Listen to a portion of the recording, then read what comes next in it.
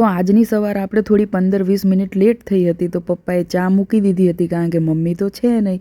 અને પછી પપ્પાએ કીધું કે મને ચા આપી અને તું દીવાબત્તી કરી નાખ. તો હું મંદિરમાં આવી ગઈ દીવાબત્તી કરવા માટે. અને પછી બારે આવી અને તુલસી માતાને પણ અગરબત્તી કરી નાખી.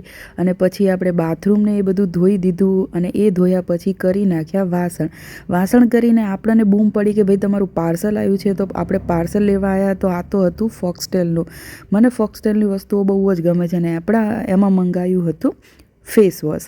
તો ફેસ વોશ મેં ટ્રાય કર્યું, બહુ જ મસ્ત હતું ફેસ વોશ. અને પછી મારે જવું હતું પાટણ કારણ કે મને આંખે બહુ દુખતું હતું. તો પછી એના માટે મેં પુલાવ બનાવી દીધો કારણ કે ભાઈને કે ભૂખ લાગે તો એ ખાઈ શકે.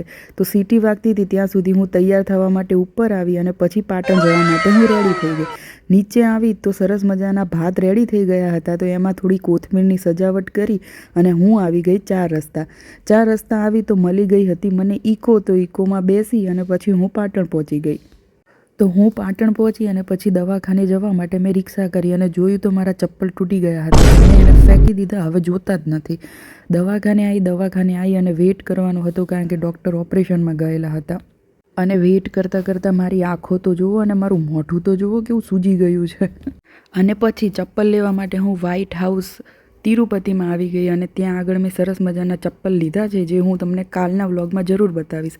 અને પછી હું ભાઈ જોડે બાઇક ઉપર આવી ગઈ સિહોરી. અને આ મસ્ત સુંદર દ્રશ્ય જોતાં જોતાં ઘરે આવીને થોડો આરામ કર્યો.